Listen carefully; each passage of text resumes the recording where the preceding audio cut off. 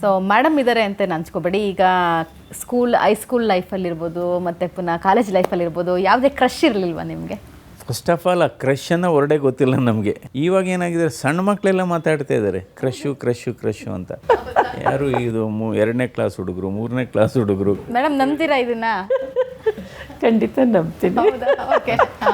ಅಂದರೆ ಇಲ್ಲ, ಅವಾಗ ನಮ್ಮ ಕಾಲದಲ್ಲಿ ಅಂದರೆ ತುಂಬ ವರ್ಷಗಳು ಇಲ್ಲದೆ ಇರಬಹುದು ಗ್ಯಾಪು, ಬಟ್ ಆ ಟೈಮಲ್ಲಿ ಪೇರೆಂಟ್ಸ್ದು ಅವ್ರದ್ದೇ ಆದಂಥ ವ್ಯಾಲ್ಯೂ ಇಟ್ಕೊಂಡಿದ್ರು.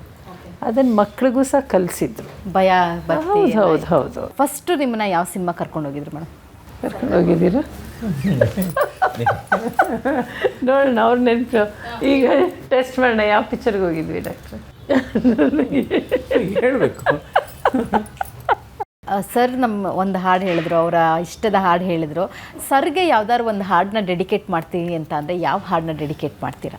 ಈ ಹಾಡಿಗೆ ಅವ್ರು ಸೂಟ್ ಆಗ್ತಾರೆ, ಈ ಹಾಡನ್ನ ಅವ್ರಿಗೆ ಡೆಡಿಕೇಟ್ ಮಾಡ್ತೀನಿ ಅಂದರೆ ಯಾವುದನ್ನು? ನನಗೆ ಭಾವಗೀತೆಗಳೇ ಭಾರಿ ಜಾಸ್ತಿ ಇಷ್ಟ ಇರೋದು ಭಾವಗೀತೆನೇ.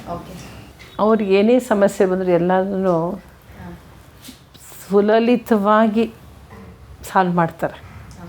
ಅದರಿಂದ ಅವ್ರಿಗೆ ನಾನು ಡೆಡಿಕೇಟ್ ಮಾಡೋದು, ಇರಬೇಕು ತೊರೆದು ಸಾವಿರ ಚಿಂತೆ, ಮಳೆ ಸುರಿಸಿ ಹಗುರಾದ ಮುಗಿಲಿನಂತೆ, ತನ್ನೊಡಲ ತಾರೆಗಳ ಗುಡಿಸಿ ರಾಶಿಯ ಮಾಡಿ, ಬೆಳಕಿನುಂಡೆಯ ಬಾನಿಗುರುಳು ಬಿಟ್ಟು. ಅದು ನಂಗೆ ಭಾರಿ ಇಷ್ಟ. ಆ ಹಾಡು ಅವರಿಗೆ, ಏಕೆಂದರೆ ಏನೇ ಸಮಸ್ಯೆ ಬಂದ್ರೂ ಅದನ್ನೆಲ್ಲ ಒಟ್ಟು ಮಾಡಿ ತೆಗೆದು ಹಾಕಿಬಿಡ್ತಾರದು.